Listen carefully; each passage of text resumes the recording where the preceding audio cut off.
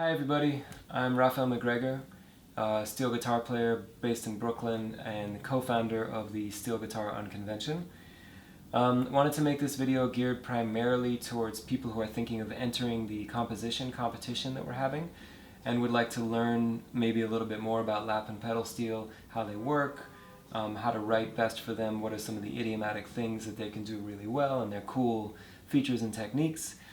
But it should also be interesting for anyone who's just casually interested in a lap or pedal steel and wants to know a little bit more about how they work. So to begin with, I have here with me my lap steel, my 6-string. I used to play this on gigs all the time, back when there were gigs. You play a lap steel and a pedal steel and any steel guitar with a tone bar, which is essentially a big heavy slide. And by sliding it over the strings, you change the pitch of the string, you move it from high to low, just like you would with your fingers on a guitar. So, that being said, differently than a guitar or any fretted instrument, the steel guitars all have the ability to slide between notes, which is one of their unique and interesting features.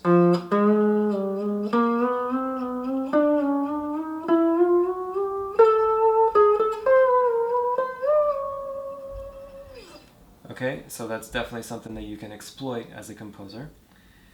Another interesting thing about them is that, well, there's so many, but one that's really cool is the use of harmonics.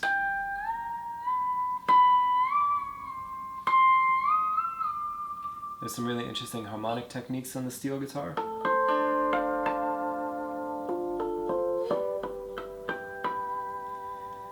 And then one that I thought is a little less obvious that people might not realize is that a lot of lap steel music is written in sixths or in thirds.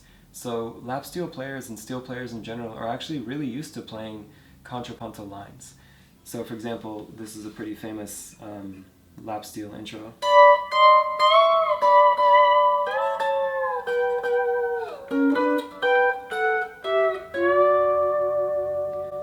So that's Cold Cold Heart by Hank Williams, total classic of country music, but actually written in beautiful sixth counterpoint.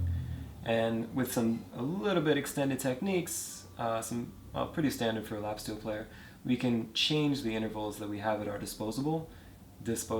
So instead of just a 6, we can get minor 6 and a 5th. And to some extent, we can even change that bottom note while keeping the top note constant. Okay? You might ask about the tuning of a lap steel. What is the standard tuning? It gets a little bit weird there. There is really no standard tuning. There are sort of a few different tunings that you would find commonly.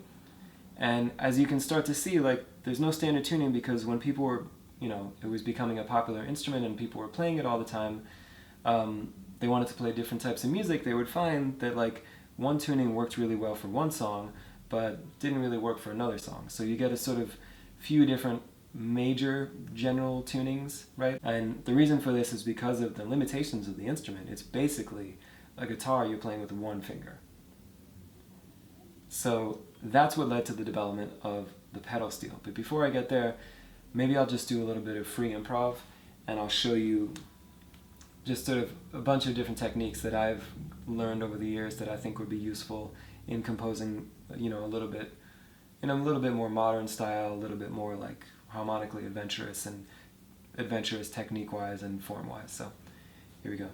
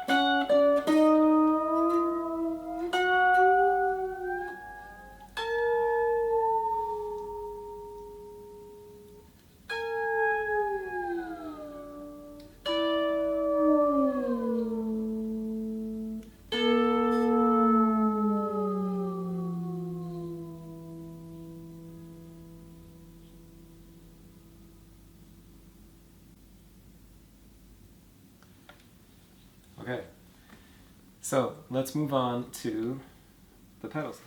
Okay, so this is the pedal steel. The pedal steel is sort of the evolution of the lap steel in that, like we talked about with the lap steel, they got bigger and bigger, they got more and more necks so that they could accommodate different tunings, and eventually it just got really, really unwieldy. So a pedal steel was developed. What this allows you to do is to change the tuning of the notes on the fly. So as you're playing, you don't have to switch necks or anything like that. You can change the notes by using the pedals and knee levers that are under the instrument itself. Okay? The original pedal steels and a lot of pedal steels that you see today had two necks. This is called the E9 neck, and the other one would be called the C6 neck. I only have one neck on this guitar. This is the most prevalent tuning that you would have heard the pedal steel in. If you've heard country music at all, you've heard this neck. This is sometimes called the commercial neck because it's the neck that makes all the money. And it's probably most associated with the sound something like this. Things like that, maybe.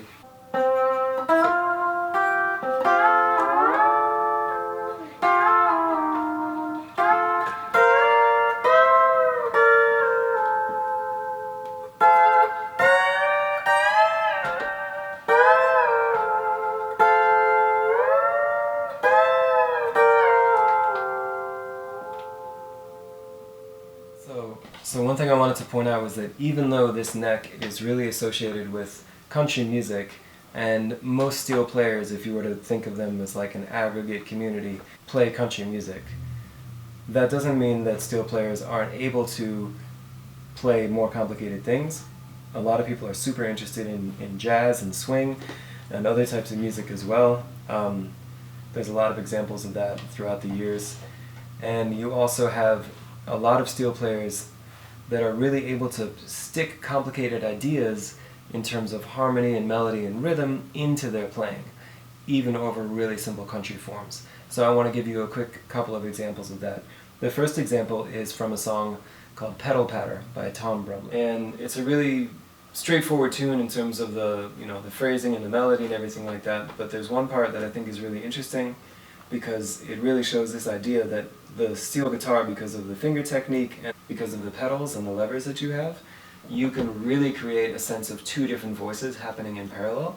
So I'll just show you this part. I'll show you slowly, and then as we bring it up to tempo, you'll see there's a sort of melody played in the thumb and then a melody played in the fingers, both happening at the same time. So you get...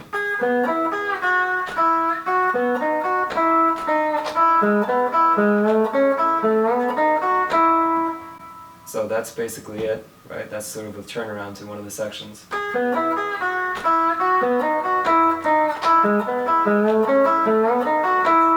And as we bring it up to tempo a little bit,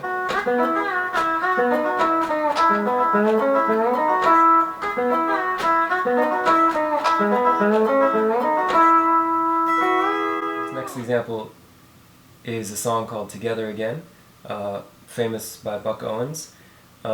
There's a really famous steel solo by Paul Franklin. And what I think is really interesting about Paul's playing is that by using creativity in how and when he changes the angle of the bar with some slants, like you saw me do on the lap steel, or by delaying the release or the pressing of a pedal, he's able to create the illusion of multiple melodies happening at the same time, and he's able to get a really wide expanse of intervals even when he's just doing two notes at the same time. So I think the solo is a really good example of him doing that. Definitely check out his version of it, the real version, which I've linked in the description as well, because it's obviously way better than what I'm going to do.